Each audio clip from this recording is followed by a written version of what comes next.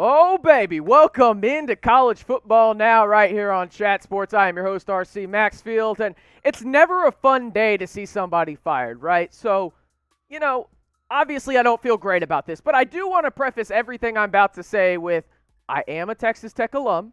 I did cover the team for about 5 to 6 years, so I feel like I have some insight to what could potentially go on in this coaching search with the Red Raiders. And again, Matt Wells has officially been fired as the head coach of the Texas Tech Red Raiders.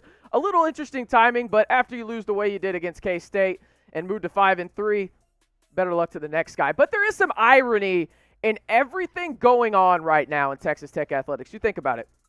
Matt Wells is getting fired while who is the odds-on favorite to be NFL Coach of the Year?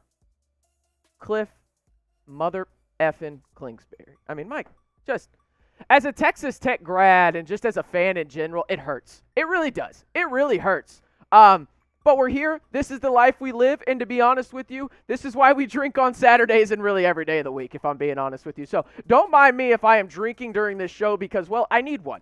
You should have one too. If you're of age, of course, 21 and older, drink responsibly, okay? Not an ad or anything, just being responsible here. But let's get to the responsible list and maybe some possible replacements for Matt Wells out at Texas Tech. And this is not responsible of me. It's not. It's not responsible at all. I had to put Mike Leach on there, though, just because, well, you have to do it in the sense that I feel like I'm, legally obligated as a Texas Tech grad to talk about Mike Leach. But Tech fans and people out there in America, it ain't happening. Move on. It ain't happening. So quit talking about it. As Nick Saban would say, man, he'd be a great hire, wouldn't he, Jeff?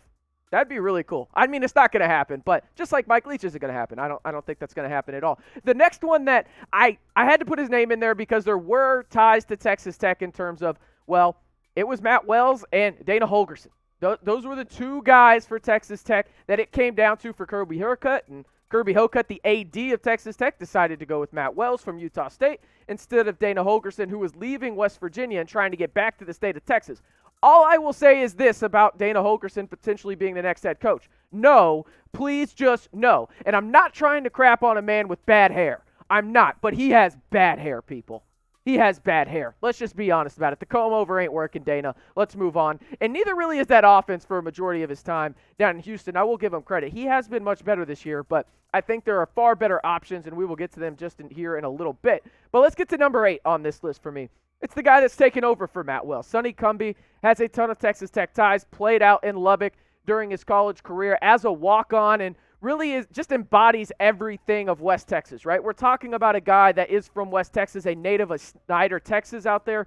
He fits everything that Texas Tech embodies. I just don't think he's a head coach. I just don't think so. I think that his play calling has been far too predictable. This was an outcome that a lot of people saw possibly happening that covered Texas Tech in the sense that would it surprise anybody if Sonny Cumbie became the interim head coach for the Red Raiders? Some part way through the season, I didn't know if it was going to be 8 games or maybe 4, but here we are. I think Sonny Cumbie is going to have potential to show off because, well, the Red Raiders are one of the handful of teams in America with the 4 remaining games on their schedule, all against ranked opponents as it stands right now. You go Oklahoma, Iowa State, Oklahoma State, and then you got Baylor. You're probably going 4-0. Let's just be honest about it. If Sonny Cumbie can somehow pull out 2 wins, I think probably you're going to have a chance. And by the way, I mean, 0-4. I'm sorry, 0-4. You're probably not going to win any football games there. Let's be honest. But if you do win 2 and you're Sonny Cumbie, good for you. And I want to know this question right here: would you want Sonny Cumbie to be the next Tech coach? Again, coming from TCU, it seemed like that relationship with Gary Patterson soured in Fort Worth. Now he's back home in West Texas. Type Y for yes, type N for no. I'll just be honest with you about it. Being a Texas Tech guy, I'm good. He's just not the guy. He's not the guy, and that's no disrespect to Sonny Cumbie. I've met him multiple times. Super good dude, and I think he's actually a really good coach. I just don't think he's a head coach. There's a difference between being an offensive coordinator and being a head coach, right? Some guys are made for that head coaching position. Some guys are just better off as a coordinator, and that's no disrespect to Sonny Cumbie whatsoever, but I do think he's just a better offensive coordinator. And again, if he stays at Texas Tech, I would love it, but I don't know if he will with the new head coach coming in afterwards on this one. And this one's interesting as well, okay? Number 7 on this list. I want to make sure I get his name right here because I've heard like 7 pronunciations. I'll get this right, Bill. I promise. Bill Biedenbaugh. Bill Biedenbaugh. There we go. I got it right, I promise. It took me 3 tries, but I did get it right. Producer Jeff just laughing at me right now. He's a Longhorn. Who cares anyway? Right? But Bill did coach at Texas Tech from 06, well, to 06, I should say, from 2000 to 06. And now the thing is with him, he did a lot of different things at Texas Tech. He wasn't just the running back coach. He kind of switched around, and he's got a lot of experience under Lincoln Riley now at Oklahoma, and he's had some really solid jobs out there.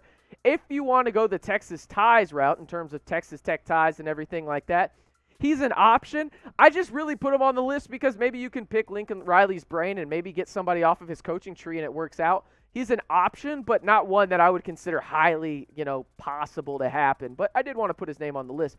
This one, I don't feel good about. I just don't feel good about it, but I feel less disgusting about this guy than I do another guy I'll mention here in a little bit. Hugh Freeze at Liberty. I like what he's doing there. Now, losing to, what was that, Louisiana Monroe, 32-point favorites. Producer Jeff shaking his head up and down right there for me. Just, what the hell are you doing, Hugh? But at the same time, what he's done at Liberty is hella impressive. I will say this. It can't hurt to make the phone call. That's all I'm saying. I don't think I would want him to be the next Texas Tech head coach, right? But I do think that you should make that phone call and see if he's even interested because he has proven that he can win at a high level in the SEC. I know what you're going to say. RC, he, kind of cheated and everything like that. I get it. But who really isn't right now in college football, if we're being honest about it, right? Everybody's cheating, right? But what he's done at Liberty, super impressive. And it's one of those deals where you at least have to make the phone call. You know what you also have to do? You have to head over to chatsports.com/bet. Use the promo code CHAT125 to get the best deposit bonus on the internet today. I'm telling you right now, college football season is in the thick of it, right? I'm covering Alabama here at Chat Sports. Still a huge Texas Tech fan. Don't get me wrong. I tweet about it way too much.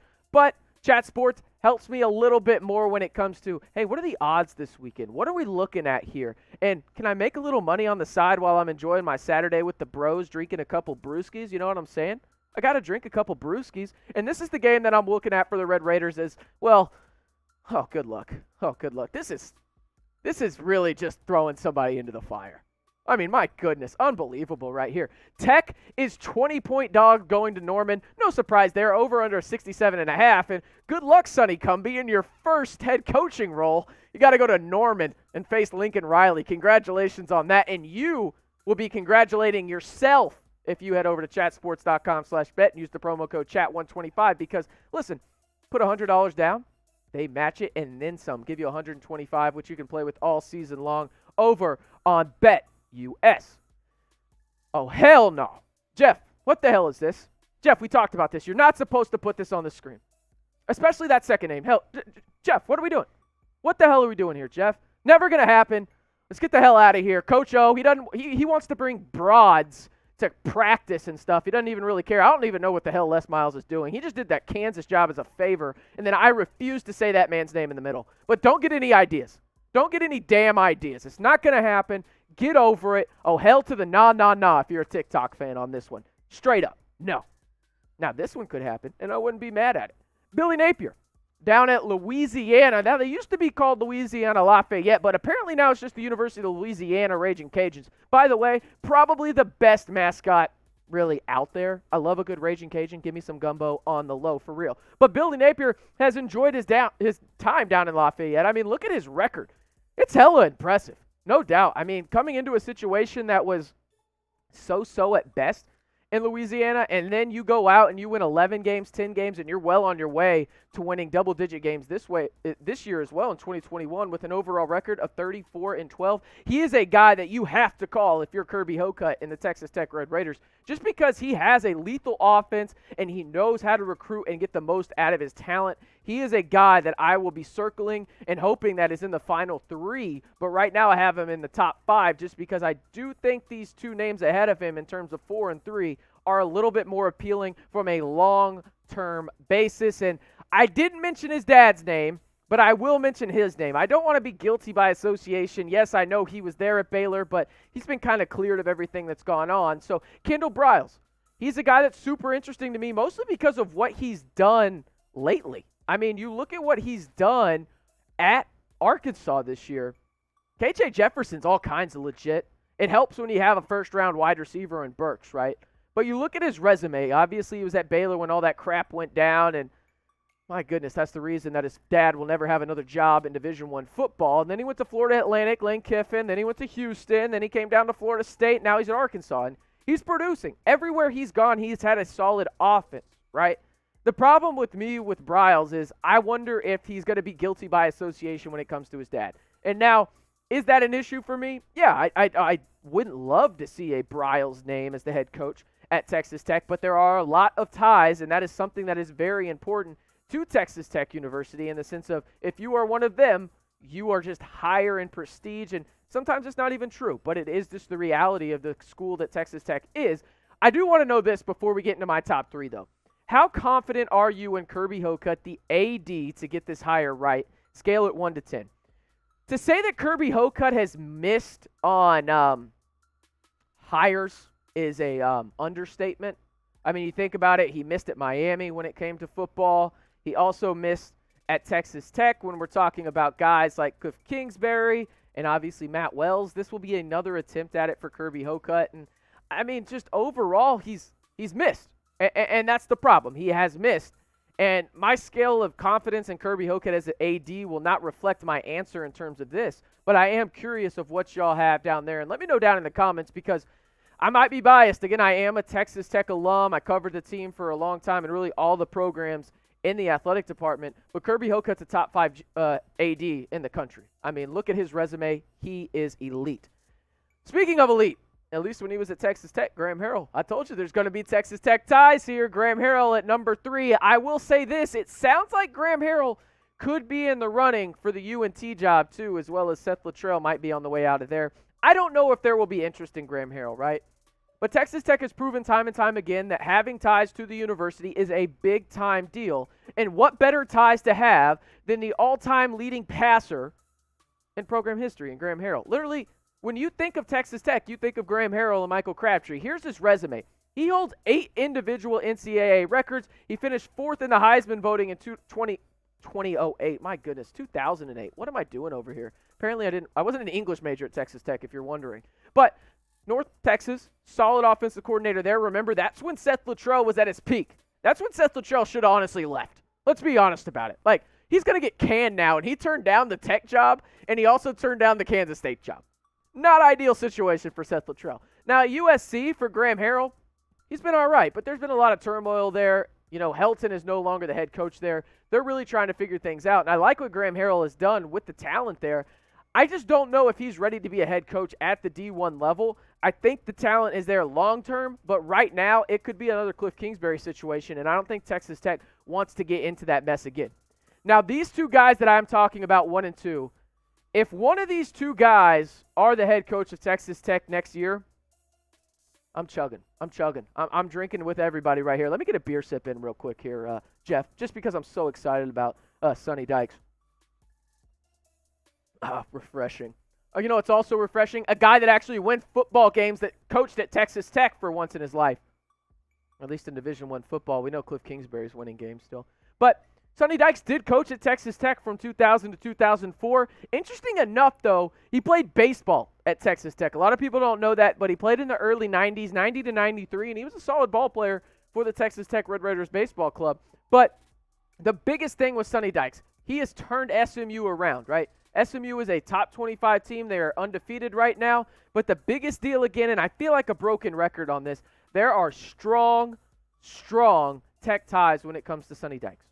That is huge right now because you need a guy that can bring this fan base together. Texas Tech is one of those weirder schools in the country in the sense that it's very isolated. It's 5 hours away from civilization, basically. You think about it. Dallas is 5 hours east. Then you have El Paso that's about 5 hours west.